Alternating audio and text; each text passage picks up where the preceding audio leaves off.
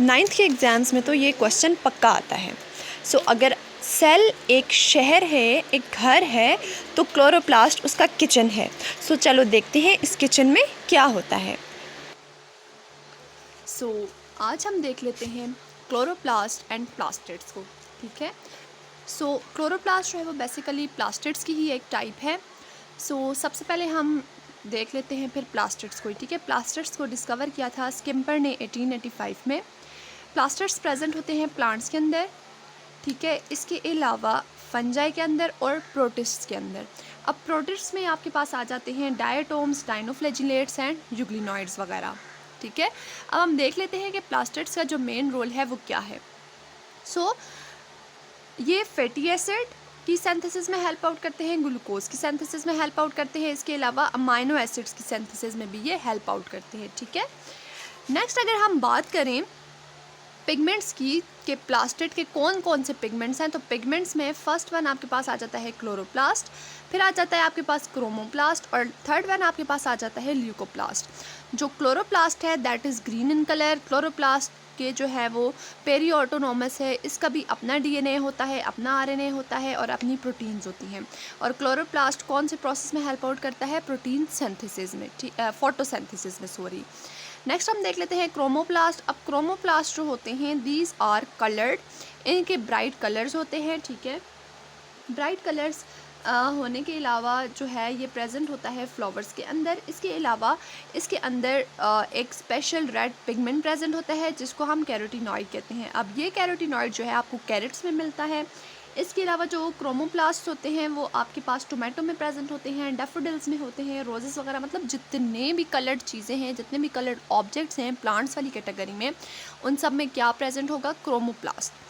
Last one हम देख लेते हैं ल्यूकोप्लास्ट। अब ल्यूकोप्लास्ट जो है that is white in colour और ल्यूकोप्लास्ट के आगे फर्दर 3 टाइप्स हैं, ठीक है। एक आपके पास आ जाता है प्रोटीनोप्लास्ट, सेकंड आ जाता है आपके पास इलियोप्लास्ट और थर्ड वन आपके पास आ जाता है एमाइलोप्लास्ट।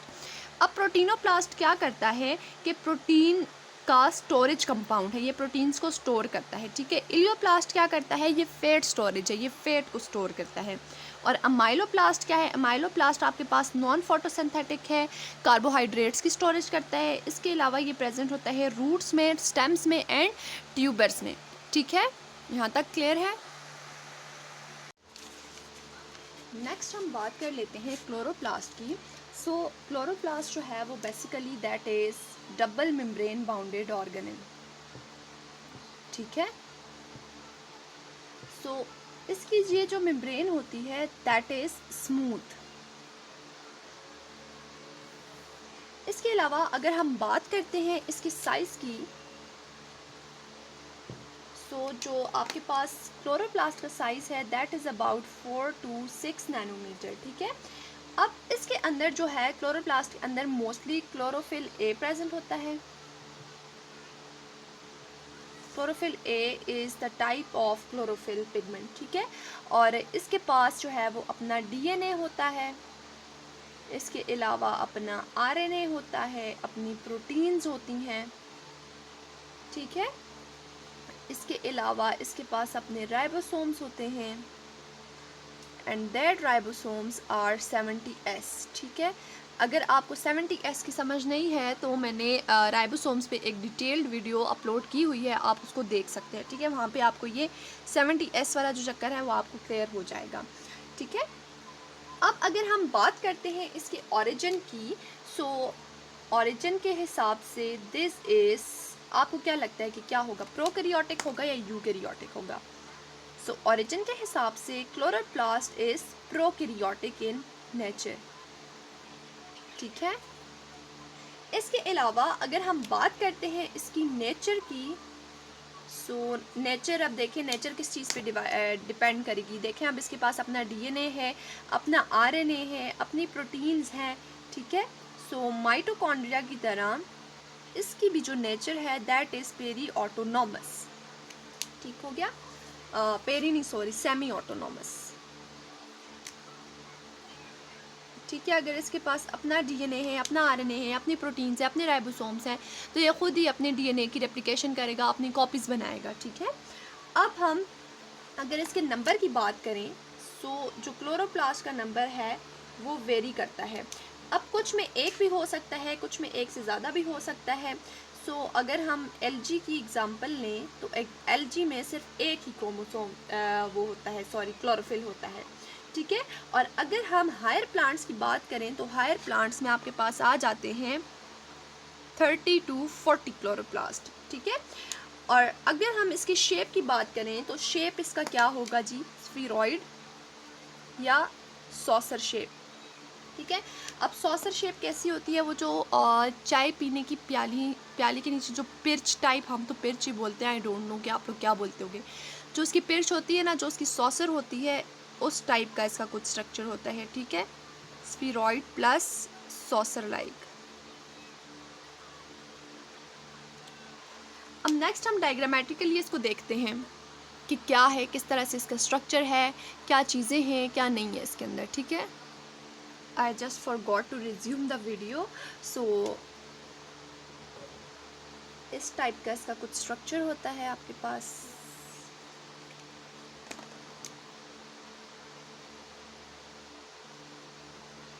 ठीक है, पहले मैं ड्रॉ कर लूँ, then I will label it out, okay.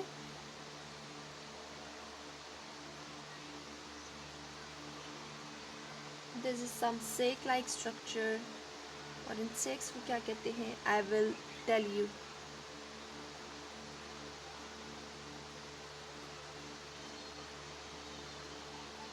ठीक है, ये आ गया आपके पास, this is a disc like shape, go round आ गया आपके पास, this one, this and this, ठीक है। सो फर्स्ट वन ये आपके पास आ गई इसकी आउटर मेम्ब्रेन, ठीक है। दिस इज इनर मेम्ब्रेन, ये आ गई आपके पास इनर मेम्ब्रेन स्पेस, ठीक है। इसके अलावा अगर हम देख लें तो ये आ गया आपके पास थाइलाकॉइड, ये जो ऊपर का बाहर का इसका स्ट्रक्चर है दैट इज थाइलाकॉइड मेम्ब्रेन, ठीक है।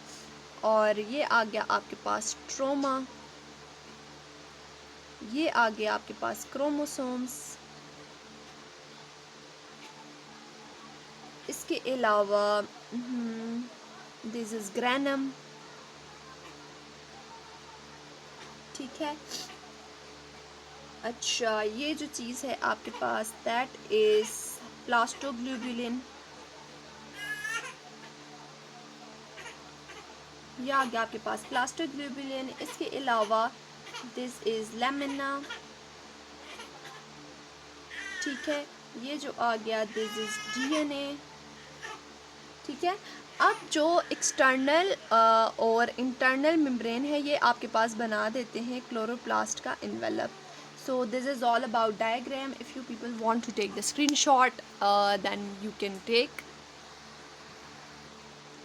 ओके जी। सो नेक्स्ट अगर हम बात करें क्लोरोफिल के बारे में, सो क्लोरोफिल पे एक बहुत डिटेल टॉपिक है, लेकिन वो इस चैप्टर में नहीं है, वो आपके पास आ जाएगा कौन से चैप्टर में, बायो एनर्जेटिक्स वाले चैप्टर में। जब हम वहाँ पहुँचेंगे ना तो फिर हम उसको डिटेल में डिस्कस करेंगे। सो अभी हम क्लोरोफिल का एक छोटा ब्रीफ सा स्ट्रक्चर देख लेते हैं कि इस टाइप का कुछ स्ट्रक्चर होता है इसका,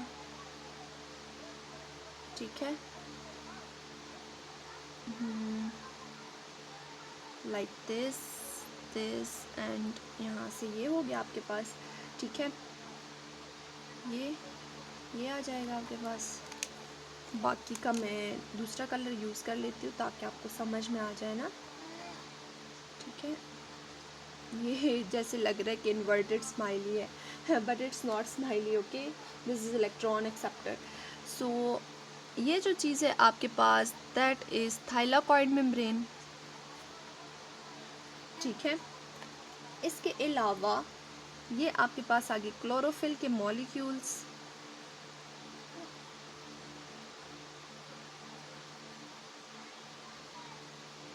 ये आ गया आपके पास रिएक्शन सेंटर, यहाँ पे फोटोसिंथेसिस का सारा प्रोसेस हो रहा होता है, ठीक है। और इसके अलावा ये जो है ना स्माइली की आंख दैट इज़ क्लोरोफिल ए, ठीक है। और इसके अलावा ये जो चीज़ है दैट इज़ इलेक्ट्रॉन एक्सेप्टर। सो इस तरह का कुछ इसका स्ट्रक्चर होता है। अब ठीक है, ये क्लोरोफिल जो है इसी के अंदर क्लोरोप्लास्ट के अंदर ही प्रेजेंट होता है। This is all about the chlorophyll structure. अब अगर हम क्लोरोप्लास्ट की जो हमने मेम्ब्रेन्स डिस्कस की थी हम उनको देख लेते हैं कि उनकी क्या डिटेल है, वो क्या करती हैं क्या नहीं करती, ठीक है। बस ये आपको वैसे ब्रीफ सा बताना था कि ये आ जाता है क्लोरोफिल का स्ट्रक्चर कुछ इस टाइप का जो कि क्लोरोप्लास्ट के अंदर प्रेजेंट होता है, ठीक है। नेक्स्ट हम देख लेते हैं स्ट्रक्चर ऑफ क्लोरोप्लास्ट। जो अभी हमने डायग्रामेटिकली देखा था ना क्लोरोप्लास्ट का स्ट्रक्चर, इसमें external membrane, internal membrane, grana, stroma, ये सारी चीज़ें अभी हम देख लेते हैं। फर्स्ट वन हम देख लेते हैं एक्सटर्नल मेम्ब्रेन को। सो एक्सटर्नल मेम्ब्रेन जो है that is outer membrane, and ये किस चीज़ में हेल्प आउट करती है, ट्रांसपोर्ट में हेल्प आउट करती है, ठीक है। इसके अलावा जो इनर मेम्ब्रेन है, इनर मेम्ब्रेन का क्या काम है कि इसके अंदर स्ट्रोमा प्रेजेंट होता है, प्लस ये भी किस चीज़ में हेल्प आउट कर रही है, ट्रांसपोर्ट में। नेक्स्ट अगर हम बात करें इनर मेम्ब्रेन स्पेस की, सो एक्सटर्नल और इनर मेम्ब्रेन के दरमियान में जो रीजन होता है that is inner membrane space. और अगर हम बात करें क्लोरोप्लास्ट के इन्वेलप की, तो ये दोनों मेम्ब्रेन्स मिलके बना देती हैं इन्वेलप ऑफ द क्लोरोप्लास्ट, ठीक है। इसके अलावा हम बात करते हैं स्ट्रोमा की। सो स्ट्रोमा क्या है आपके पास, स्ट्रोमा डार्क इन कलर है, जिलेटेनियस है दैट इज़ जेल लाइक, और यहाँ पे क्या हो रहा होता है, डार्क रिएक्शन ऑफ फोटोसिंथेसिस। ये बायो एनर्जेटिक्स का चैप्टर है, उसमें आपको dark reaction, light reaction, PS1 जो कि फोटोसिस्टम 1 है, फोटोसिस्टम 2 है, वो सब कुछ आप वहाँ पे डिटेल में देखेंगे, ठीक है। अभी हमारा कंसर्न जो है वो जस्ट क्लोरोप्लास्ट के साथ है। सो ग्रेनम क्या होता है, ग्रेनम स्टेक्स ऑफ थाइलाकॉइड्स होते हैं। मैंने आपको थाइलाकॉइड मेम्ब्रेन्स बना के दिखाई थी ना, उस थाइलाकॉइड मेम्ब्रेन्स को अगर हम ऊपर नीचे रखें तो वो बन जाते हैं आपके पास ग्रेनम, और यहाँ पे क्या हो रहा है, लाइट रिएक्शन परफॉर्म होता है। नेक्स्ट हमने देखा था कि इसके अंदर DNA भी है।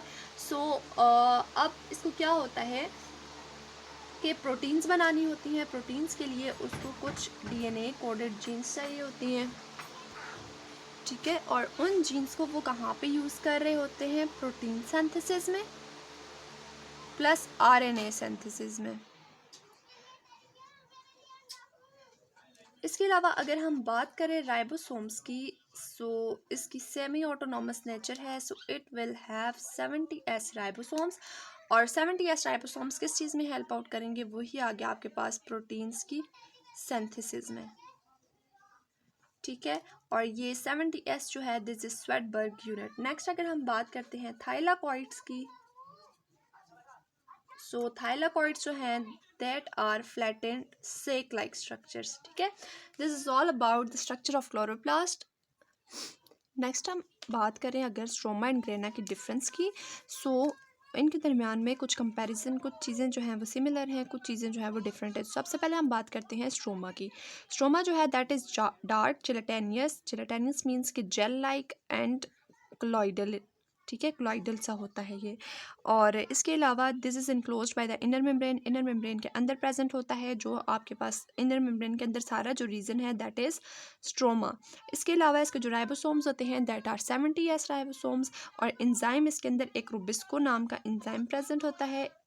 और स्ट्रोमा के अंदर जो है that is circular DNA present होता है, और स्ट्रोमा के अंदर डार्क रिएक्शन हो रहा होता है। फोटोसिंथेसिस में दो टाइप्स ऑफ रिएक्शन होते हैं, एक होता है आपके पास लाइट रिएक्शन और एक होता है डार्क रिएक्शन। सो जो डार्क रिएक्शन होता है that occurs in the stroma. इसके अलावा अगर हम बात करें ग्रेना की, तो ग्रेना जो होता है वो स्मॉल होता है, डार्क होता है, और इसकी जो शेप होती है, जो टेक्सचर होता है दैट आर ग्रेन्युलर सेक्स, ठीक है। इसको भी इनर मेम्ब्रेन ने इनक्लोज किया हुआ होता है, इट मीन्स कि ये भी इनर मेम्ब्रेन के अंदर प्रेजेंट होता है। अगर हम ग्रेनम की बात करें तो 30 to 40 ग्रेनम प्रेजेंट होते हैं। थाइलाकॉइड मेम्ब्रेन के अंदर क्लोरोफिल के मॉलिक्यूल्स प्रेजेंट होते हैं। Sorry I forgot O here. And इसके अलावा ग्रेना क्या करता है कि सनलाइट को ट्रैप करता है, एटीपी की प्रोडक्शन करता है। एटीपी की प्रोडक्शन कैसे होगी? सनलाइट ट्रैप होगी, फोटोसिंथेसिस का प्रोसेस होगा, फोटोसिंथेसिस के प्रोसेस के बाद एनर्जी बनेगी और एनर्जी जो है that will be in the form of ATP. ठीक है, इसके अलावा जो फोटोसिंथेसिस का लाइट रिएक्शन है वो कहाँ पे हो रहा होता है? ग्रेना के अंदर। So this was all about chloroplast, plastids. So if you people have any confusion, so you can ask in the comment section.